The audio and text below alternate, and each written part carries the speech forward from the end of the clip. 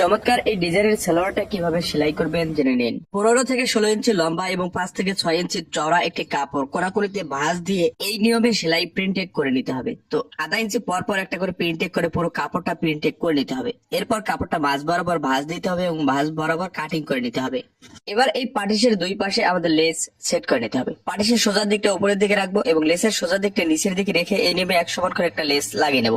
একই নিয়মে অপর সাইডে লেসটা বসিয়ে নিতে হবে এবং একটি সেলাই দিয়ে সুন্দর করে লেসটা লাগিয়ে নিতে হবে। পট্টির চওড়া 1 সমান রাখতে হবে। এরপর আঙ্গুল দিয়ে ঘষে ঘষে লেসটা এই নিয়মে বসিয়ে নিতে হবে। ডিজাইনের সালোয়ারটা কাটিং করার সময় মূল লম্বা থেকে 1 ইঞ্চি লম্বা বেশি করে কাটিং করতে হবে। পাটের উল্টো দিকটা এই নিয়মে বসিয়ে নিতে হবে এবং লেসের পাটটা এই নিয়মে বসিয়ে নিতে হবে। এরপর সমান করে সেলাই দিয়ে আমাদের লেসটা আটকে নিতে হবে। ঘুড়িতে আটকে নেওয়ার পর আমাদের কাপড়টা ঘুরিয়ে সোজার দিকে এনে পট্টিটা বসিয়ে সুন্দর করে একটা সেলাই দিয়ে নিতে হবে। নিচের কাপড়টা টান রাখতে হবে। নিচের কাপড়টা যেন জড়ো ঘোষ না হয় তা খেয়াল রাখতে হবে। এই নিয়মে পাটিশটা আটকে নেওয়ার পর পাটিশ থেকে 1 ইঞ্চি উপরে একটি লেস বসিয়ে নিতে হবে। লেসের সোজার দিকটা উপরের দিকে থাকতে হবে। শুরু থেকে শেষ পর্যন্ত একই সমান গ্যাপ থাকতে হবে।